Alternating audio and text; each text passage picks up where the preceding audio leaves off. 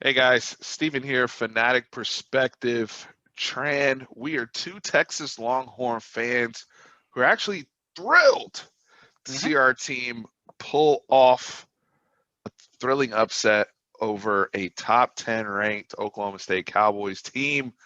We thought this was going to be a day game and ended up turning into Fright Night overtime. 41-34, the Horns pull out the victory.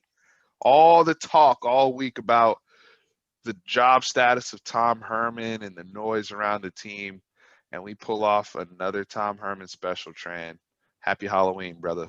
Happy Halloween. Yes. I didn't watch the post game to see Tom Herman's shit eating grin. I'm pretty sure he had one, but I was taking my kids trick or treating, so I know you watched it and you told me, oh, of course it was there.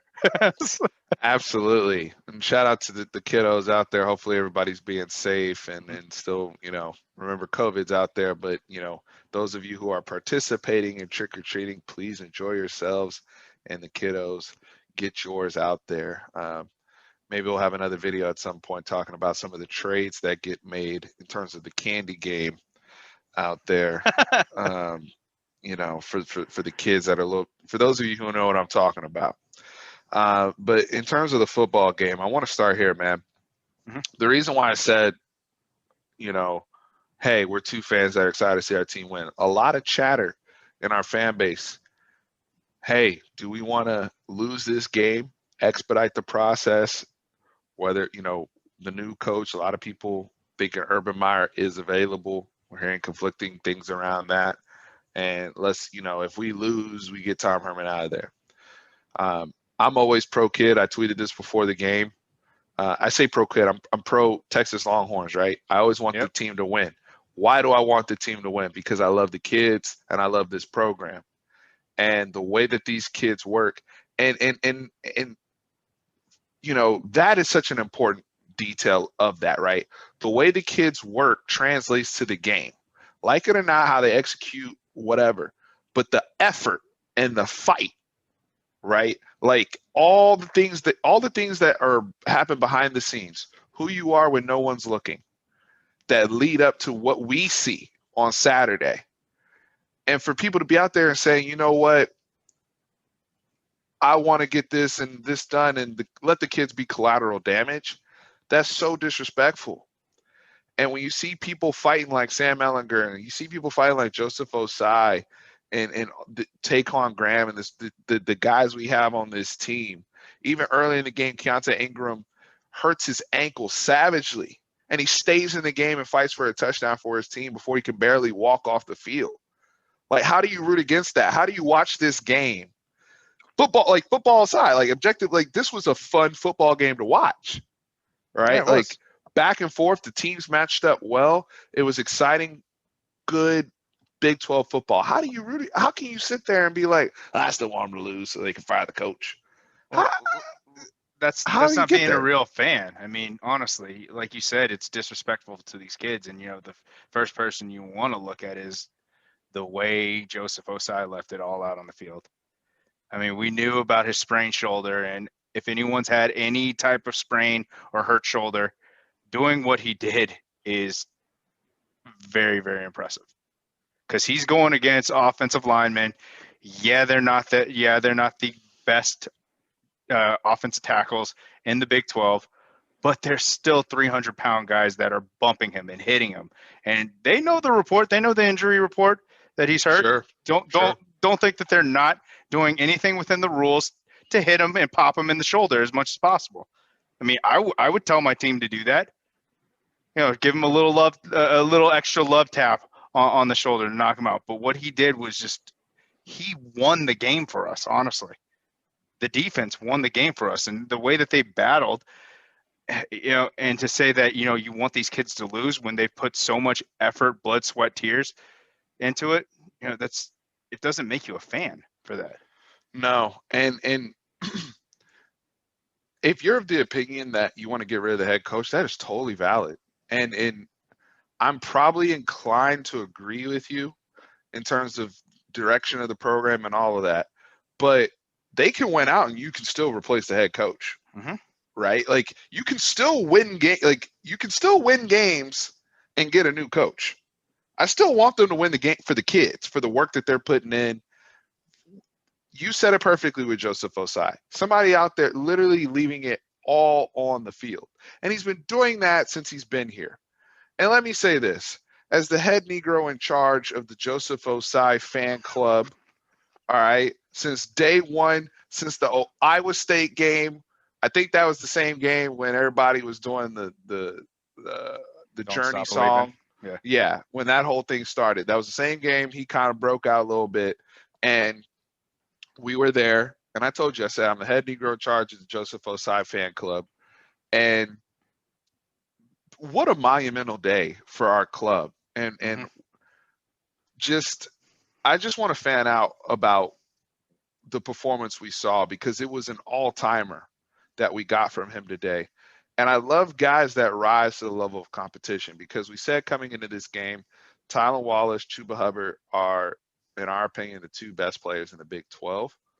Well, we saw the three best players in the Big 12 play today because Joseph Ossai is that good, and he gave an All-American performance today. Tran, what were his stats? It was incredible. 12 total tackles, 7 unassisted tackles, 3 sacks, and I think 6 tackles behind the line of scrimmage. A forced fumble and a fumble recovery. Amazing. That's a stat. That's a stat line right there. Like that, but that justifies the effort. And for those who don't know or didn't get to see Tom Herman's press conference or Taquan Graham speak about this, because both of them said how difficult it was. He got in limited practices this week. So oftentimes they're trying to figure out what type of harness he was going to wear. He had his shoulder in the sling half the week. All these different things. He's working with the train. He's doing everything he possibly can. And he goes to the office, according to Tom Herman, and says, how can I get more snaps this week? I need to play more. Excuse me, you barely made it out of the Baylor game. I need more snaps. I'm hungry. Hey, you want this guy to lose? How can you root against that? Yes, you can't. Forget the coach. You can replace the coach either way. I don't care. Get rid of the coach. If they go 7-3, get rid of the coach. I don't care. I'm not rooting against Joseph Ossai to lose. Or the defensive line too. I mean, the defensive line too. Everything to get out there, man. I mean, this kid literally went and won the football game and said enough's enough. Like that zero blitz call at the end, and Spencer Sanders is rolling to his left. He's rolling again, and Joseph Ossai is lined up on the other side. Chased him down. And he chases him down. Just relentless pursuit, relentless effort, all American level play. And I tweeted this again. First round grade for Joseph Ossai. Yeah. Let's cut it out. Easy. First round grade. Because when you look at the athleticism, how he fights with his hands, the effort level, the football IQ, and the being magnetic towards the ball, his size, he's checking boxes. He's checking boxes. He's versatile. He can play different positions. I mean, this was insane, man. And I said last week, I think it was the Baylor game or the OU game or whatever one. I said he's the best player on the team. But contextualizing that, when Tom Herman made the comment, one of the comments when they were talking about, oh, Joseph Ossai had a good game. This was, I think, after the OU game. They were like, Joseph Ossai played well. He said, no, he played great. He played great. Yep. Because the coaches have been seeing it. It's just that he hasn't been fully validated because he hasn't gotten the stats behind it, but the pressures have always been there. But now that we're playing the number 6 team in the country, a team Spencer Sanders is rolling, and we're going to break down Oklahoma State's game plan because it did come out the way we thought, but we love the way Chris Ash and that defense set themselves up for success with their mentality and their plan of attack. But Joseph Ossai, man, Taquan Graham said in the press conference, they get fueled by seeing him practice. They get fueled by seeing him play. Because anytime you're tired, it's like you see number 46 just breaking again. It's like, damn, I guess I got to run. Like, I can't, like this, and he's not coming out. He was not coming out of the game. It's the lead by example. And it's finally just clicking with everyone on the defense, especially the defensive line, because I think the defensive line graded out as an A for the whole unit, honestly. What a performance by them. Because what they did to the run game, because they made them one-dimensional. We said both of you and I agreed that, hey, if Spencer Sanders can beat you with his arm, we'll tip his hat to him. They won the game. He did it. And I mean, he almost did it. He did a great job. But us making them one-dimensional, I mean, for Chuba Hubbard, L.D. Brown, Spencer Sanders, Braden Johnson, I guess they did that on a little jet sweep. Little jet sweep. The receiver. I don't count his yards. Yeah, but Chuba, Brown, and Sanders, 130 yards rushing. That's amazing a win. Amazing off performance. Of 50 rushes, 2.5 yards a carry. Yes, these sacks are factored in there, but whatever. I mean, that's a part of the statistical. That's part of the stats there. The 2.5 yards a carry against probably the best player in the best talent in the Big 12. He had 25 yards for 72 yards. The past 2 games we played 25 carries. 25 carries. Sorry. And then last year he had 37 carries for 121 yards. So we've held him under 200 yards for the past 2 games. I mean, we've done a good job against Chuba Hubbard. And it all started with our big uglies. Taquan Graham had a great game. Started off with Jacoby Jones. Jacoby Jones played well. Yeah, he played well. Jawan Mitchell played the run very well. He did get broken down that one play, but he played well. It didn't sit in his head and like, oh man, I got blown. No, he back to the drawing board. Because Spencer Sanders, he definitely juked the brother out of his cleats and put him on the highlight reel. But like you said, next play. Move forward, still played it. Gap integrity was fantastic. Blitz well, tackled well. Everybody did a good job open field tackling as best they could. Outside contain was good.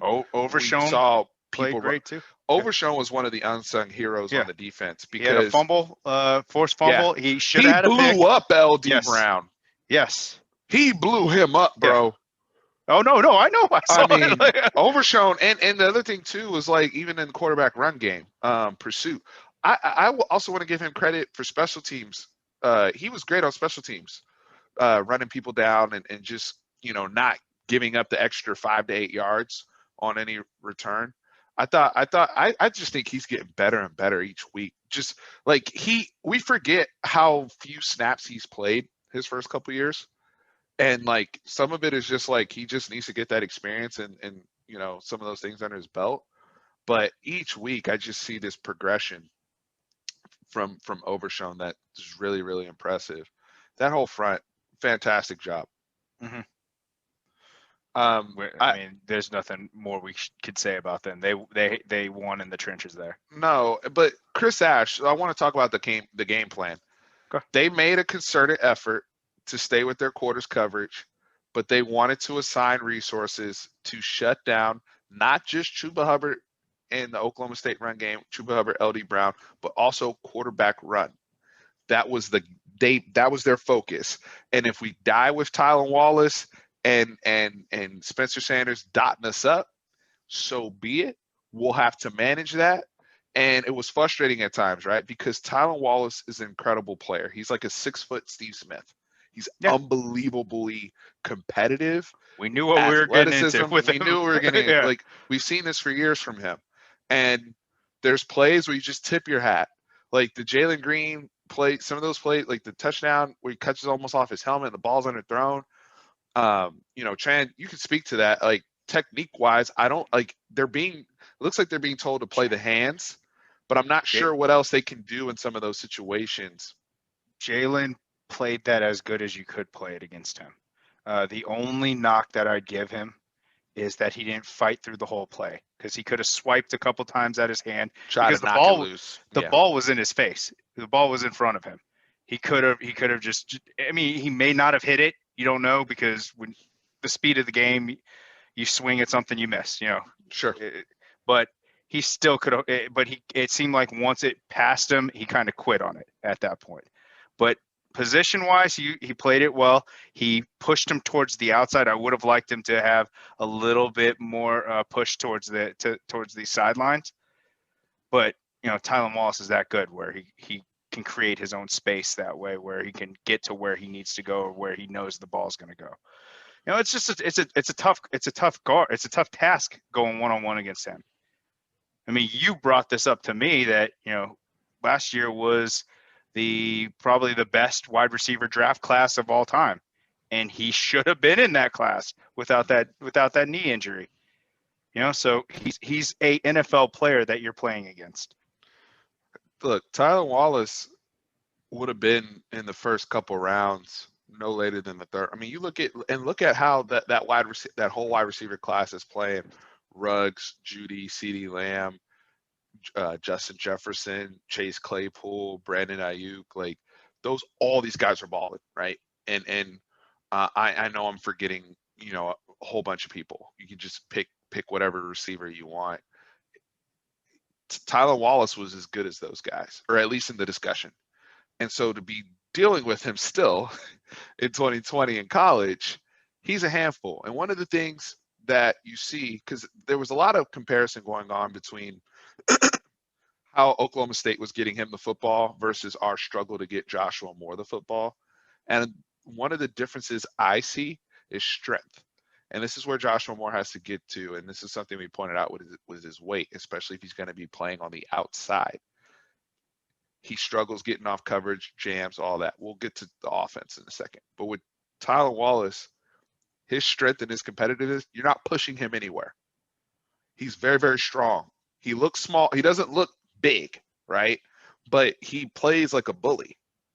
And when Josh Thompson was in there, and I hope Josh Thompson will be okay, he took a big hit. Jalen Green, Deshaun Jamison, they all had to deal with it. And they knew, but they did know coming in, there's going to be a lot of times we're going to have to play on an island because the safeties have to be keyed up in the run game. We can't give up both. We are committing to stopping the run. That's our plan. And I think it worked beautifully. They won the turnover battle today 4-0. That's huge against an opponent like this. To force 4 turnovers, they consistently gave our offense chances. In an overtime game, they held them to 34 points. That's impressive. People are going to look at the 400 yards passing and the 4 touchdowns. That's what we chose to concede today at the expense of the run game. I'm cool with it, and I thought it was a brilliant game plan, by Chris Ash, and it's another week forward for the defense. We keep talking about, this is not the same defense we saw against Texas Tech. They are ramping, and they're gelling. Yes, they got to work. There's times, yes, the corners need to try to look for the football. Deshaun Jamison was the only person we saw really try to make that adjustment later in the game, and it's a little frustrating. I don't know what the conversations that Jay Valai is having with them, or we know that they're being taught to play hands, but they've got to have that flexibility to be able to turn over their shoulder and try to make a play on the ball. It's just happening too much. That's the thing we can definitely nitpick.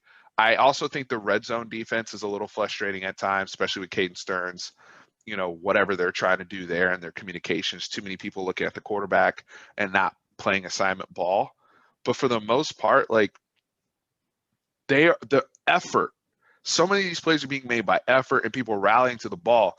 Chuba Hubbard runs outside zone. You see 6 Longhorns all over him. And people playing proper angles. Yep. I just beat up Caden Stearns about his red zone defense. He did tackle well, right? They did come up and help. Chris Brown, highest graded safety in college football according to Pro Football Focus. When he had opportunities, made play. All of our guys, man. So they won this football game. Because our offense is struggling right now. There's no secret about it. We were only really able to score on short fields. We put together no drives of real substance where we actually were able to go down the field. And look, a lot of credit to the Oklahoma State defense. They are as good as advertised. Absolutely. And they had guys you can't go down. understate what they did. Yes, the Oklahoma State defense is legit. They were physical, and apparent, by their film, they saw what we've seen, is that we're not good at breaking press coverage. So they said, all right, cool. I think our defensive front's gonna own the offensive line and give Sam a lot of different looks where I think we looked it up that they had 75 offensive plays, and on 10 of those offensive plays, he was either sacked or QB hurried. So basically, we'll round up 1 out of 8 plays that happen. That's not good. And if we too can't much disruption to your offense. if we can't get quick hitters right now, our offense isn't going to do anything, because they've set a precedent right now, and they've put it on film on how to beat this offense.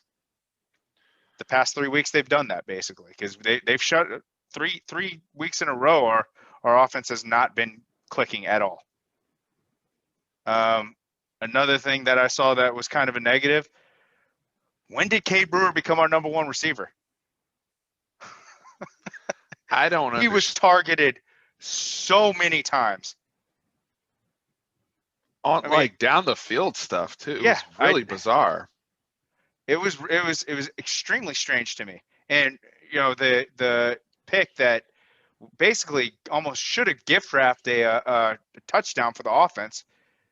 Why are we running the little jet sweep pass to him when Malcolm Epps is covered by a 5'11" guy? Oh, in the red zone, yeah. Yeah, in the red zone. Yeah. So there's so many things. There's so much to unpack with the offense. So the Cade Brewer stuff, right? Like, it's perplexing how we have to wait till the second or third drive of the game to even see Jarrett Wiley come in. You have a guy in Malcolm Epps, and look, for all the frustrations that people have with Malcolm Epps, he did catch 20. Though. He played a lot of football for us last year. He caught like 20, 25 balls or whatever, and he had some moments, especially down the stretch at the end of the season. And he was playing receiver. For those that don't remember, he was essentially Colin Johnson's backup. Your outside receivers are struggling to do really anything right now on a consistent basis.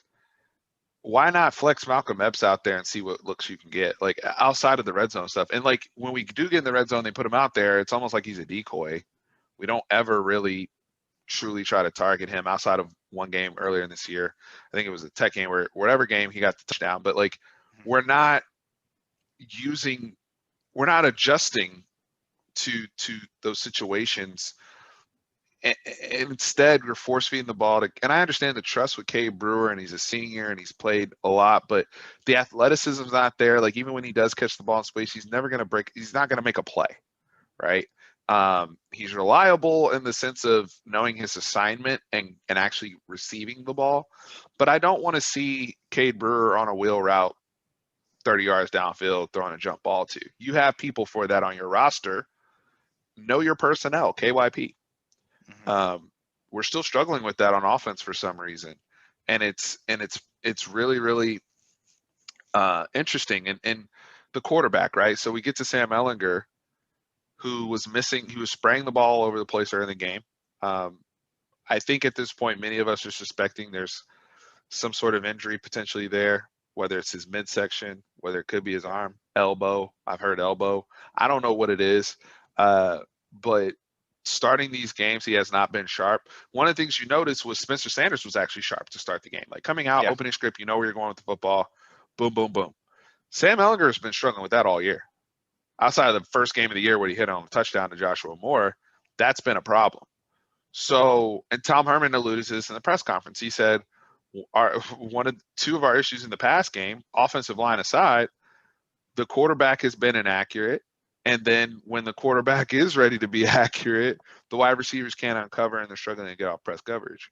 That's a very bad combination. So I do think it was encouraging to see what we got from Jake Smith in the second half. Yes.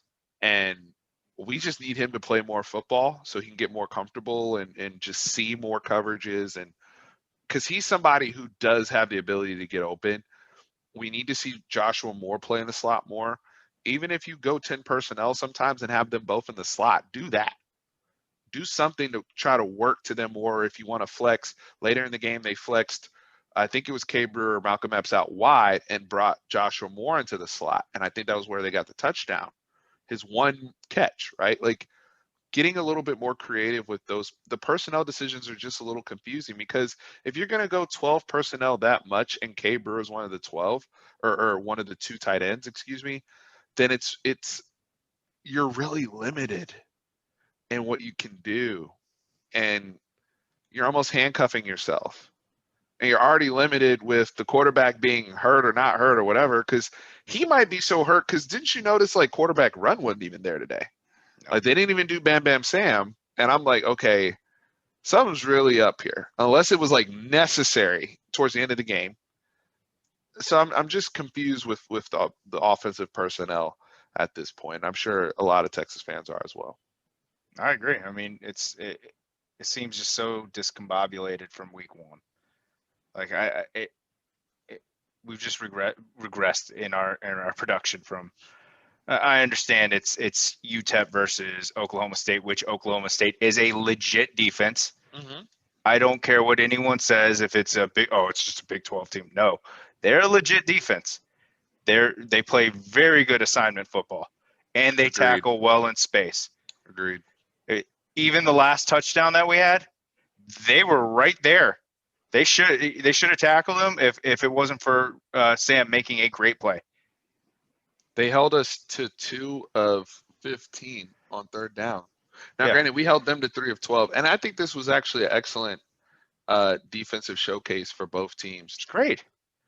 because 3 of 12 that we held them to, 2 of 15 they held us to. I think the big difference between our two defenses. Now, granted, they lost both safeties. I think Trey Sterling went out, and Harvell Peel went out. Colby Harvell Peel went out. So those were big losses for them. Because I noticed, I was like, second half came out, I'm like, damn, this brother don't even have pads on anymore. What's going on? And but the difference was we got turnovers and they didn't. As crappy as our offense was, they didn't turn the ball over at least. Yeah. We didn't compromise ourselves with or shoot ourselves in the foot the way Spencer Sanders did at times where they just got careless with the football. Honestly, like some of those things are just gifts. And other ones, like the Jalen Green interception where guys just made plays. Joseph Ossai making a play, Overshown making a play. Making a great play. Yep. Yeah. So, there's just those opportunities that our defense was able to force, but the Oklahoma State defense was a phenomenal effort, in my opinion, on their part today. Malcolm Rodriguez, all those guys, because part of the reason, we talk about Sam and him, Malcolm Rodriguez, Amen Obiamiga, like they did a good job of just keeping things in front of him. And when he did run, tackling him, getting at his legs, getting him on the ground, made it very difficult for us to move the ball because we are so limited. I will say in the run game, our offensive line early in the game, I thought we were getting some holes. Like it was the Bijan show at the beginning, where you saw that burst and you're seeing Bijan actually have space to run. Unfortunately, those holes got closed up, and I think there wasn't really an adjustment that Oklahoma State made. They just had to tighten up. Trace Ford, all those guys up front, right? Like, hey, we can't get gashed by these guys. Now we did break one with Roshan in the third quarter, but for the most part, they just knuckled down in the trenches. And our offensive line is just, you see, there was one play where Christian Jones doesn't see the guy and he bumps off of him and he goes in and we're trying to execute a fake and quarterback gets hit. There's other plays where the quarterback's holding the ball too long. And it's like, dude, you got to throw that away. Or people are supposed to be open right away, and they can't get off the coverage, or Joshua Moore's getting run out of bounds. I don't know what happened to Brennan Eagles after his touchdown. What happened? He got targeted, I think, 2 more times. One, it was an overthrow. 2, I think it was a pass interference on him. I think yes, he did get a pass interference. Yeah. You're right. Yeah. You're right. But I don't think that. I mean, Joshua Moore was targeted, I think maybe a handful of times, and 3 of those that I know were terrible passes. Yes, at times when he did get some sort of separation. He's just got to get stronger. And I said this when we were talking about Tylan Wallace. He's just got to get stronger, and that'll come with time. He's got to get his weight up. He's too light. especially if he's going to be playing as much as he is on the outside. He still has 7 touchdowns in the Big 12 this year. Like he's having a fantastic season overall. Hmm. But these lulls that we're seeing, because last week, same thing, right? Like against Baylor, he got 2 catches and he did get a touchdown, but like that was it. And they were like back to back. And we're having too long of lulls where he's not involved and we're struggling so much to give him the football. Those are also times where the coaches got to help out. Like you can't fix his strength in season. So move him inside when he's having those problems and try to get him back into the game like they did later. So I think the more that we get to see of Jake Smith, I think the more we'll get to see of Joshua Moore. I think Jake Smith is the key. And I know it just sounds so weird, but I think that slot position is just so important Yes, it is. for our game breakers. And I honestly think that sometimes, like you stated, Malcolm Epps, put him at a slot where he could do it, or put Jared Wiley at the slot. We have They'll two. take a corner with them. They'll Yes, take somebody with them. Absolutely. and I think Jared Wiley being targeted only one time, it's unacceptable. He is a matchup nightmare. That's the thing that just confuses me, because every time I've seen him get targeted, something good has happened. Even today, that one target, I think he had 8 yards off of it, which is a positive play for us. I don't know. We got to watch the tape again and see if there's still miscommunications with the routes. I know there was one play where it looked like Sam overthrew it and Jake Smith just ran. I think he ran the wrong route or whatever. Like some of that is just experience. I don't know if that's happening with Jared Wiley too, or if that's quarterback error. We got to look at that. But I will say this: like Tom Herman did say, so a couple kind of things he tidbits. The fourth because we're talking about the errors, but like Sam Ellinger's experience, because experience did help us win this game. Yes, it did. So the end of the game, we're going in and we finally take the lead. It's 4th down. We're kind of like, all right, it's 31-26. We're not gonna kick the field goal. It's 4th and 7. Let's go for it. Defense is playing well. If we don't get it, we try to get a stop and try to get a touchdown on the backside. They go cover 0. For those who don't know, you send in the house, man coverage across the board. Everybody else is blitzing. They go cover 0. Malcolm Rodriguez almost gets there. Sam Ellinger is able to get away, evade the rush, make the throw to Jake Smith for us to take the lead. We get the 2 points to K Brewer, go up 34-31. Tom Herman said when Sam came off, he said that's the best play you've made in your whole career because of how you identified it, your poise, and that was so key for us down the stretch. He's having a bad game. Sam Ellinger's having a bad game, but his poise, sticking with it, those plays are so key. The other big cover 0 play that I thought he made that was great was the PI that Joshua Moore was able to get. And I know people, it was a little controversial depending on who you ask. I'm sure the Cowboys fans are going to come in here and talk about it.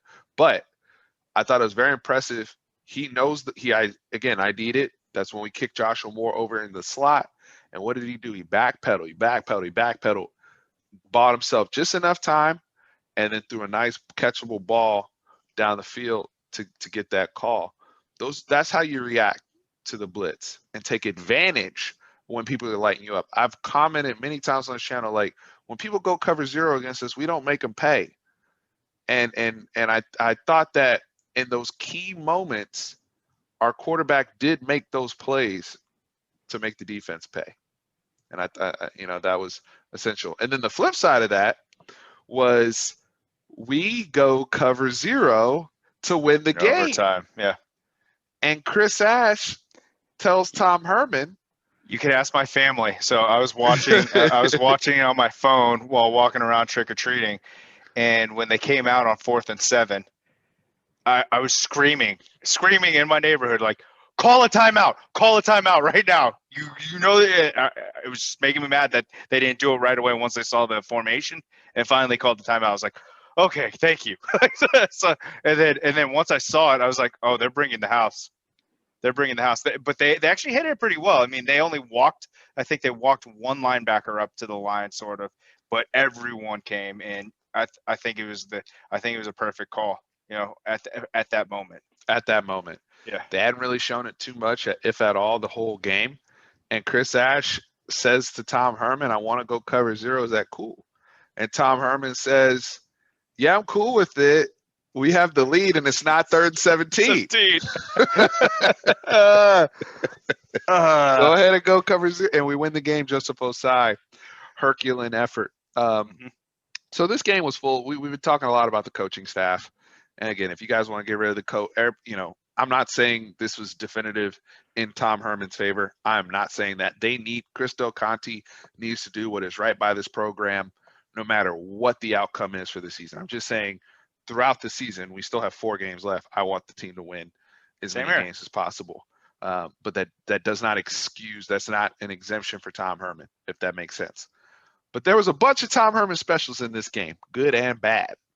So can we go through these Tom Herman specials, please, that we saw today? Please. So Tom Herman special, opening drive touchdown by the opponent. Right down the field, no problem, right? Mm-hmm. They get the touchdown. I believe it was Tylan Wallace, if I'm not mistaken. Probably. Tom Herman special. This might be your favorite one. Oh, it's the greatest. You go ahead and say it. It's your favorite one. It's a delay of game after a kickoff. Even Brock Heward said, I've never seen anything like that. Guess what we have? Yeah, Brock. It's just to start a drive. It's bi-weekly for us. You bump up your yardage to gain by 50% just because you don't know what play you're going to call. Like, people don't know where they're lining up. Oh my gosh. We're confused. It happens way too damn much. And this has been an issue for all 4 years. Yes. The delay of game penalty. You cannot blame it on the crowd noise. I don't care what anyone says. Can't blame it on the crowd noise. It's a reoccurring problem. So a positive Tom Herman special, especially in big games. You typically will see the big special teams play. And in this particular case, we saw Deshaun Jameson take one to the house. I think it was a 100-yard kickoff return. You guys can correct me on that. Yeah, it was 100. That's 100-yard kickoff return. And we've had these games, I harken back to the Caden Stearns block field goal against USC.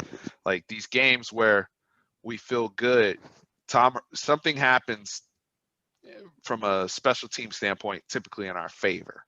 And so we got that one today with Deshaun Jameson. Let me also say this. I was extremely upset that he got called for unsportsmanlike conduct penalty, not at the player, but at the referees. And it was typical Big 12 refs. And both teams, by the way, both fan bases have legit gripes with the refs today. I was upset about the Cade Brewer, offensive pass interference situation. On the rub route? On the rub, which is, to me, it looked like Cade was just running around. Everyone does it. Everyone does it anyway, so it doesn't matter. Yeah, it does. And I know Oklahoma State people feel jobbed about the Dylan Stoner catch or no catch. I know they feel jobbed about some of the hits on the quarterback, some of the situations that happen in the game. The punt, the Ryan Bushevsky, who had a great day kicking, and we might give him another shout out later. He had his best game of the season for sure. But the unsportsmanlike penalty, I want to get back to this. Enough sidetrack. Kids are not robots, and it's sports, and we're competing, and the emotions are high, and I understand being disciplined, but damn it, how many people on this planet have returned a kickoff 100 yards in a Division I football game, let alone a football game on the road against a top 10 opponent? That's not NCAA 2014. Come on. Yeah, right. Not in a video game. And growing up, at least where I come from, I was taught football is fun. And we compete, and part competing, you're talking, you're engaged. And if we're going to have fans there, and these fans literally say whatever the hell they want to these kids, the least I can do is say shush. That is not egregious. That is not being a me guy. That's just being engaged in the game and talking a little trash. No big deal. And they showed it in slow-mo to act like he was doing it forever. But in real time, he hit the shush. By the way, he has to wait for his teammates to run down because he has the kickoff. It's not like a normal offensive touchdown where the offensive line is like already in the end zone with him, right? Like, so all these things are playing out. Why doesn't the referee utilize discretion there and just say, if it really bothered you that much, right? Maybe you're a Oklahoma State alum. I don't know. But if it really bothered you that much, why not utilize your discretion, either tell the coaching staff or tell the player, pull them aside and say, hey, that's your warning. I won't tolerate that on my field, whatever. But people come to Austin and do whatever. And I'm not one of these fans that's anti-horns down from a standpoint of people should get penalized. Talk your mess. It's sports. We're competing. You want to score a touchdown and put the horns down, I'm going to get mad at our guys that they didn't stop you. As long as my whole thing is like, I know what unsportsmanlike conduct is when I see it. When you're really, really being disrespectful, you're taking too long, you're doing this whole game. It's not the NFL, I get that. But it's an emotional game. Let's have some fun. Let's go. Joe Burrow came to Austin last year, and what did he do when he came to Austin? Tran. What did he do? Exactly. And he did that to who? Everybody in the crowd. Stood up on the. I thought it was funny, honestly. Are we competing or what, man? Like, and I had no problem with it. And that's not an excuse for Cameron Dicker to go and miss the extra point. By the way, it was still like a 35-yard kick. Should have made that. Maybe we don't go to overtime. I don't know, but like, they're not robots, man. I work hard all week. We thought at one point we're going to hit, like, think about, we're already starting to have the conversation now about, is Deshaun Jameson one of the best kick returners in Texas history, because he's only behind Jordan Shipley now in kick returns. That's it. He has 3 kick returns for touchdowns now. And so is he only a sophomore? Junior. Okay. So still got one more year. Gotcha. He has one more year. He has 4 games left this year and another season. I mean, he's one of the great returners, and that was a big spot. We're down 2 scores. The game seemed to be slipping away, and we get that one. So that's a Tom Herman special. Speaking of Tom Herman specials, discipline, penalties, right? Like, what we have, 13 today for $142 that got shaved off our tab. I mean, we gotta take that with a grain of salt, some of them, because a lot of them were pass interference calls, and it was against Tylan Wallace, and you got to give Tylan Wallace credit for being that good of a player. Honestly, I mean, you got to take away 45 yards from that. Yes, it's still really high. You take away 45 yards plus that other 15 yards of the unsportsmanlike. I mean, that's 60 yards. It's almost half of those yardage that you're talking about. Yeah. So we did clean it up a lot. We didn't have any, from the offensive line standpoint, we didn't have much holding. I think we didn't have much holding, but we did have a lot of we had some procedure penalties, and we just started like. I'm not giving any excuses. We're not a disciplined team. I'm not giving any excuses. I'm just saying take it with a great. Yeah, take it with a little bit of a grain of salt, because Tylan Wallace is that good of a player. That's fair. So I will say a positive from Tom Herman. His quarterbacks, no matter where he's been, they will always fight. Mm-hmm. And our quarterback didn't quit, stuck with it. We touched on it earlier, the key plays that Sam made, poise, experience. I think that's a positive.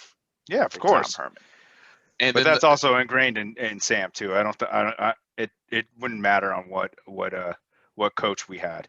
That's right. He would fight. But no, you're 100% right, because he won a national championship with third string quarterback. Right. So I get what you're coming with. Quarterbacks will always compete.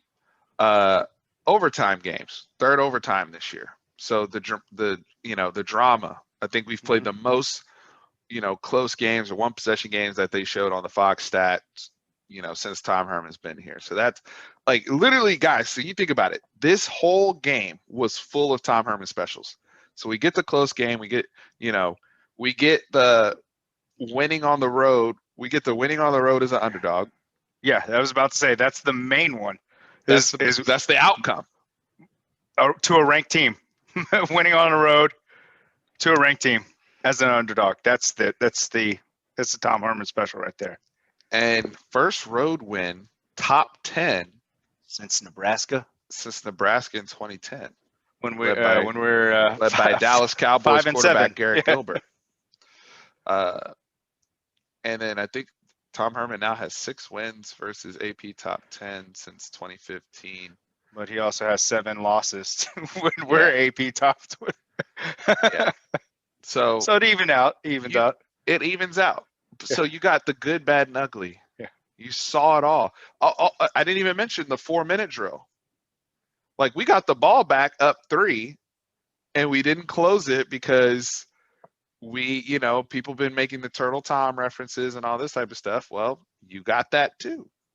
So if there's any Tom Herman specials I miss, please add them in the comments. I didn't say it before, but make sure you hit the like button while you're there. 21 points off 4 turnovers. I just think overall, I'm happy for our guys. I'm happy for our kids. Mm-hmm. Oklahoma State's a very, very good football team.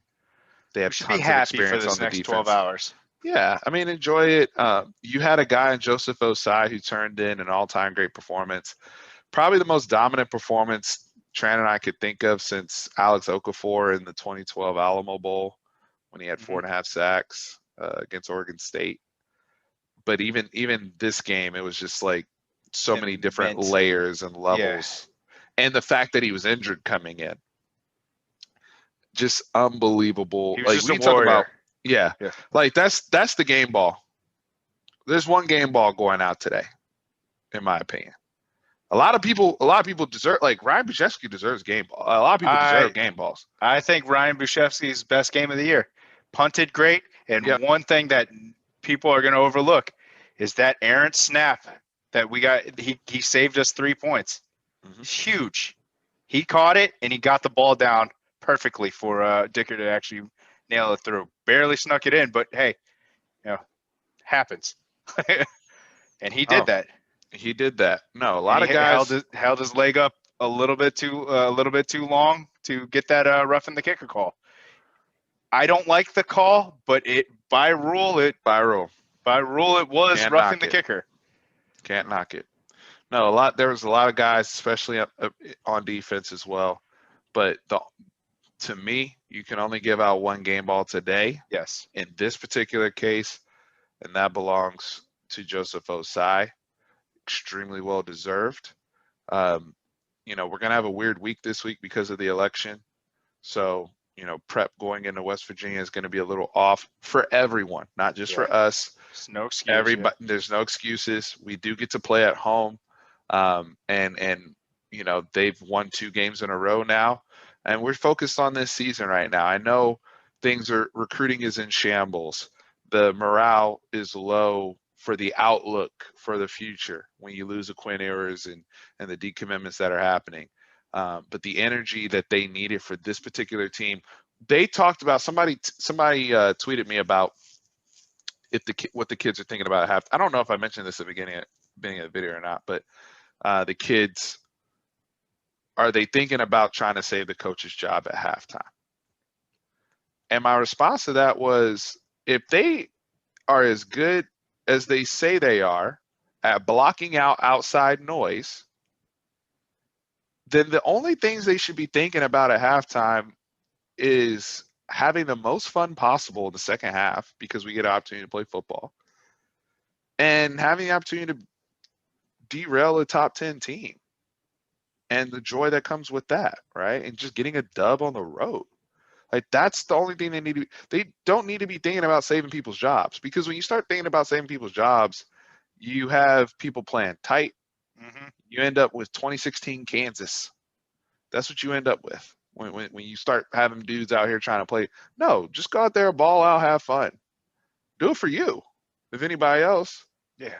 Even when some of these fans quit on you and want you to lose, or say, so-and-so should be benched or shouldn't be playing, blah, blah, blah. Just do you and have fun and play ball.